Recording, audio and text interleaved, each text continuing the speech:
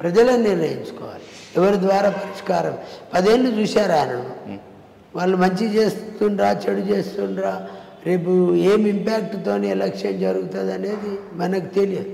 ప్రజలే చరిత్ర నిర్మాతలు, ప్రజలే న్యాయ నిర్ణేతలు. అన్డినేబుల్ ఫ్యాక్ట్ మోహన్ గారు, ఇది నేను కూడా ఒప్పుకుంటాను, ఎవరైనా కూడా ఒప్పుకొని తీరాల్సిందే.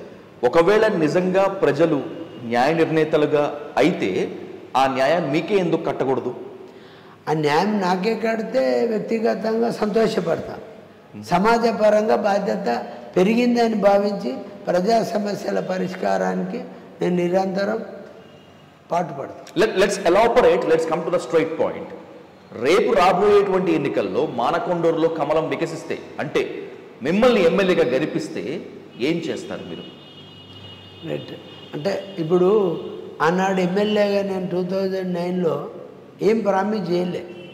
ఓకే, నన్ను గెలిపించండి, నేను మీకు అండగా ఉంటా, నేను ప్రజా సమస్యల పరిష్కారానికి తోడుంటా, ఆనాటి ప్రభుత్వ పథకాలను కూడా మీకు అందుతున్నాయి, అదనంగా నేను ఇంకా తోడైతా అన్నమాట చెప్పిన.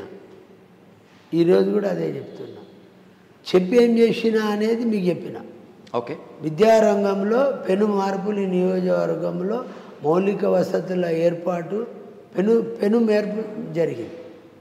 మీరు 2009కు ముందు స్టాటిస్టిక్స్ తీసుకొని ఏముండే, 2009 to 2014 ఏముండే మీరు కూడా తెలుసుకోవచ్చు. కాబట్టి నేను ఫలానా ఎజెండాని లేదు, నన్ను గెలిపిస్తే ప్రజలకు మొదట అందుబాటులో ఉంటా, వారి సమస్యల పరిష్కారాన్ని తిరుగుతా. ఈనాడు అపరిష్కృతంగా ఉన్న సాగునీరు కావచ్చు, తాగునీరు కావచ్చు, కరెంటు పోళ్ళు ఏమంటారు మిడిల్ పోల్ ఎత్తమన్నారు. ఈరోజు వరకు మిడిల్ పోల్ల సంఘటనే లేదు. ఒక్కొక్కటి 80 మీటర్లు 100 మీటర్లు ఉంటే వైర్ ఇట్లా ఉంటా ఉన్నాయి. ఎందరో రైతులకు ఇబ్బందులు జరుగుతూ ఉన్నాయి. కొన్ని మౌలిక వసతుల్లో ప్రజలు చిన్నగా భావించే పనులు ఉన్నాయి, వాటిని చేస్తాననే ఆలోచన నాకుంది. అంతకన్నా ఎక్కువ ప్రజలకు నమ్మకం ఉంది. ఆరేపల్లి మోహన్ గెలిస్తే ఏదో రకంగా ప్రజలు ఉపయోగపడతాడు. అది ఏ రంగమైనా పర్వాలేదు, వ్యక్తిగతంగా కావచ్చు, సమాజ పరంగా కావచ్చు, కుల సంఘాల పరంగా కావచ్చు. ఓకే, అట్లేం ఇబ్బంది లేదు. అధికార పార్టీ వరకు ఓకే మోహన్ గారు, అధికార పార్టీకి ప్రత్యామ్నాయం మేమే అంటూ కాంగ్రెస్ చెప్తోంది. మీకు పోటాపోటీగా ఇక్కడ మానకొండూరులో కాంగ్రెస్ అభ్యర్థి కవ్వంపల్లి ప్రజల్లోకి వెళ్తున్నారు. ఏంటి మరి కాంగ్రెస్ని ప్రజలు ఓన్ చేసుకునేటువంటి ఛాన్స్ లేదా? రైట్. కాంగ్రెస్ జాతీయ పార్టీ, దానికి ఓటు బ్యాంక్ ఉంటుంది. నేను అది తప్పు పట్టడం లేదు. నేను కూడా కాంగ్రెస్లో 30-40 సంవత్సరాలు పనిచేసిన. అవును, కాంగ్రెస్ ఓటు బ్యాంక్ ఉంది, కానీ కవ్వంపల్లికి లేదు. ఎందుకంటే 2009లో పిఆర్పి నుంచి పోటీ చేశాడు నా మీద. ఓకే, 3rd ప్లేస్లో వచ్చాడు. హైదరాబాద్లో పోయిండు, మెడికల్ ఆసుపత్రి నడుపుకుంటూ ప్రైవేట్ జీవితం గడిపాడు. మళ్ళీ 2014లో 6 నెలల ముందు వచ్చిండు, టీడీపీకి వెళ్ళి పోటీ చేసిండు, ఓడిపోయిండు, వెళ్ళిపోయిండు. 2017లో టీడీపీలో ఉన్న సంబంధంతో రేవంత్తో కలిసి కాంగ్రెస్లో చేరాడు. ఓకే, 2018లో వారు టికెట్ ఆశించారు కాంగ్రెస్ది. నా సీనియారిటీ ఒకటి, నా వ్యక్తిగత జీవితం యొక్క సరళి కాంగ్రెస్ పార్టీ గుర్తించి 18లో కూడా నాకే టికెట్ ఇచ్చింది, కవ్వంపల్లికి ఇయ్యలే. అయినా నేను 31,000 ఓటుతో ఓడిపోయాను టీఆర్ఎస్ పార్టీ. ఇది నగ్న సత్యం. సో అంటే నన్ను లోకల్లో ఉండి ఓడిపోయిన బీఆర్ఎస్ మీద ఆ రోజుల్లో, ఈయన 2 సార్లు ఓడిపోయి ఎలక్షన్కి వస్తాడు, పోటీ చేస్తాడు, వెళ్ళిపోతాడు. ఆయన ఒక డాక్టర్గా, భార్య ఒక డాక్టర్గా, కోవిడ్ పెద్ద విపత్తు వచ్చింది దేశం మొత్తంలో. ఆ విపత్తి నియోజకవర్గంలో కూడా ఉండే. ఆయన దళితుడు అంటాడు, బీదవారికి కనీసం బి కాంప్లెక్స్ ట్యాబ్లెట్లు కూడా ఉచితంగా ఇవ్వలేకపోయాడు. ఆ రోజు మాస్కులు కొనుక్కోనే పరిస్థితి. ఎప్పుడు కూడా ఈ నియోజకవర్గంలో మాస్కుల పంపిణీ జరగలేదు. హ్యాండ్ గ్లౌజులు తొడుక్కునే విధానం, శానిటైజర్ విధానం, దాదాపు 9 నుంచి 13 మాసాలు ప్రజలు చాలా ఇబ్బందుల నుండి మానసిక ఒత్తిడిలో బతికిన రోజుల్లో ఆయన ఒక్కో రోజు కూడా ఈ నియోజకవర్గం కానీ, ఒక ఊర్లో కానీ, ఒక మండలంలో కానీ వారు ఎలాంటి ప్రజాసేవ చేయలే. ఆరోగ్యపైన కనీసం అవగాహన సదస్సులు పెట్టి మనిషి జీవన విధానం ఎల్లుండాలి కోవిడ్ సీజన్లో అనే మాట చెప్పలేకపోయాడు. సో ప్రజల్లో ఆయనకు వ్యతిరేకత కూడా ఉంది. అతడు పోటీ చేస్తాడు, ఓడిపోతాడు, వెళ్ళిపోతాడు. డాక్టర్ అయ్యుండి కూడా కోవిడ్ సీజన్లో కనీసం మాట సాయం కూడా చేయలే, ఒక ట్యాబ్లెట్ ఇవ్వలే, కనీసం దళితులకు కూడా ఇవ్వాలి. కనీసం దళితులు అత్యంత బీదవారు అనుకునే దళితులు ఉన్నారని మాటల్లో చెప్పటంలో ఒక డాక్టర్గా ఆయన ఏం చేశాడు ఇప్పుడు ప్రజలు అడుగుతూ ఉన్నారు. అంటే మానకొండూరు కాంగ్రెస్ అభ్యర్థి కవంపల్లి పొలిటికల్ నేత కాదు, నాన్ లోకల్ మాత్రమే కాకుండా పొలిటికల్ టూరిస్ట్ అంటారు. 100%. అది దేని కాదు, ప్రజలు ఎవ్వరు అడిగినా చెప్తారు. ఎందుకంటే నేను ఓడిపోయిన 2 సార్లు. నేను మానకొండూరులో ఉన్నా. నాకు వృత్తి ఒకటి, ప్రజలతో సంబంధాలు ఉండటమే నా వృత్తి. నాకు అదనంగా వ్యాపారాల్లో అదనంగా నాకు ఎలాంటి వ్యాపకాలు లేవు. నేను పొద్దుట్లేస్తే ప్రజల గురించి ఆలోచిస్తా, ప్రజాక్షేత్రంలో ఉంటా, ప్రజా సమస్యల కొరకే తిరుగుతుంటా. నాకు ఎప్పుడు వీలున్నప్పుడు ఈ దాదాపు 10 సంవత్సరాలలో ఒక 4 నుంచి 6 సంవత్సరాలు ప్రజలలోనే ఉన్నా. 1 సంవత్సరం కరోనా అప్పుడు బయటికి రాలి, ఇది వాస్తవం. 1 ఇయర్ కరోనాలో ఇంట్లోనే ఉన్నాం, బయటికి వెళ్ళలే. తర్వాత మేము ప్రజల్లో ఉన్నాం. కానీ ఆయన ఎప్పుడు టీఆర్పీకి వెళ్ళి పోటీ చేసిండు, 3వ రోజు వెళ్ళిపోయాడు. టీడీపీకి వెళ్ళి పోటీ చేసి ఓడిపోయిన 3వ రోజు వెళ్ళిపోయాడు. కరోనాలో ప్రజాసేవ చేసే తత్వమే ఉంటే ఈడు ఉండాలి కదా, లేడు. హైదరాబాద్లో క్లీనింగ్ నడుపుకున్నాడు.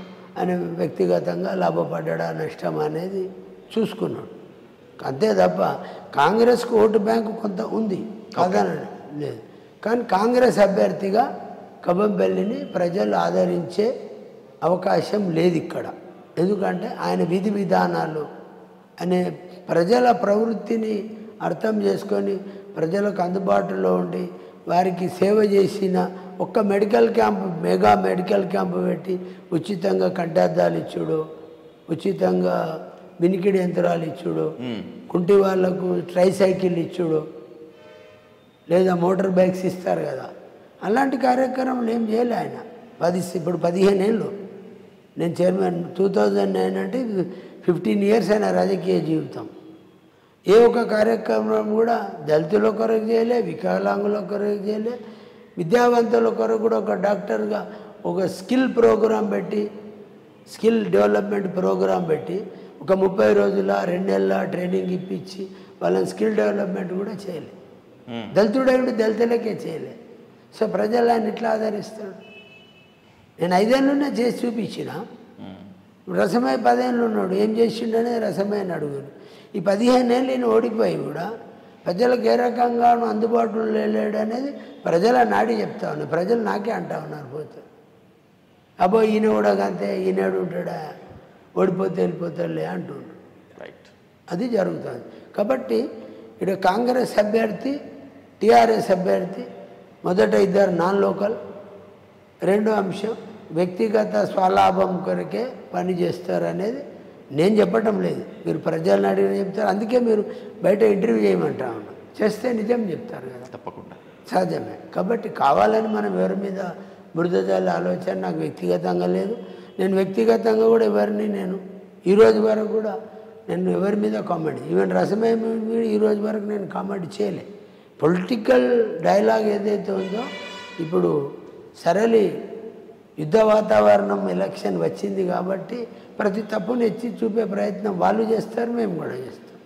కాబట్టి ప్రధాన ప్రతిపక్షం ఇక్కడ ఏంటిది, 3 పార్టీలు, ఒకటి local party TRS, BJP, Congress, national పార్టీల పరంగా చూస్తాం. ఇవాళ మోడీ గారు ఒక పెద్ద నిర్ణయం తీసుకున్నారు. నిజంగా నేనైతే ఫిదా అంటాం కదా, ఇప్పుడు ఫిదా అయినా. ఎందుకంటే గత 2 సంవత్సరాలుగా బియ్యం ఫ్రీ ఇచ్చినోడు మళ్ళీ 5 సంవత్సరాలు దేశవ్యాప్తంగా మళ్ళీ 5 ఏళ్ళు ఫ్రీగా బియ్యం ఇస్తామని నిర్ణయం తీసుకొని ప్రకటించినందుకు నిజంగా హ్యాండ్సప్ టు ది మోడీ. ఎందుకంటే బీద దేశంలో వైట్ రేషన్ కార్డు ఉన్న వాళ్ళందరికీ లాభం జరుగుతుంది. వాళ్ళకు తిండికి లేదనుకునేవాడు తినవచ్చు. కాంగ్రెస్తో పోటీ పడినట్టు కూడా ప్రెసిడెంట్ ఎలక్షన్లో ఒక ఎస్టీ మహిళను తెచ్చి ఒక మార్గదర్శకుడు అని చెప్పచ్చు. కాంగ్రెస్ కూడా ఎస్సీని తెచ్చింది, విద్యావేత్తలను తెచ్చింది, ఉపాధ్యాయులను తెచ్చింది, ఎస్సీని కూడా తెచ్చింది. సేమ్ టైం ఈయన ఎస్టీ మహిళను తెచ్చింది. ఇది కూడా ఒక మార్గదర్శకానికి నిదర్శనం. పని విధానంలో ఒక గుర్తింపు లేని కులాలకు గుర్తింపు ఇచ్చి అత్యున్నత పదవి ఇచ్చి గౌరవించే ప్రయత్నం రాజకీయంగా చేయటం అంటే అది ఒక గురుతరమైన బాధ్యత, మంచి సంప్రదాయం. ఇది నేను కూడా ఒప్పుకున్నా. ఇది విద్య చదువుకున్న వాడిగా కొన్ని అంశాలు ఇప్పుడు మాలాంటి ఎస్సీ ఎస్టీలకు సర్పంచ్కి వెళ్తేనే గొప్ప అనిపిస్తుంది.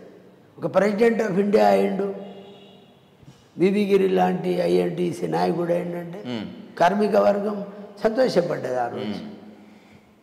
అంట కార్మిక వర్గం అట్లా సంతోషపడ్డది.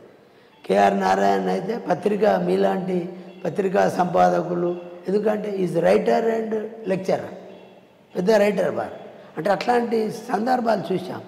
ఈరోజు కూడా ఒక సామాన్య మహిళ, దట్టు ఎస్టీ, అందులో ఏమంటారు అత్యంత కులాలలో సమాజంలో అత్యంత గుర్తింపు లేని, రాజకీయ గుర్తింపు లేని కులాలు అనుకునే వారిని గుర్తించిండంటే రియల్లీ అప్రిషియేట్ చేయాలి.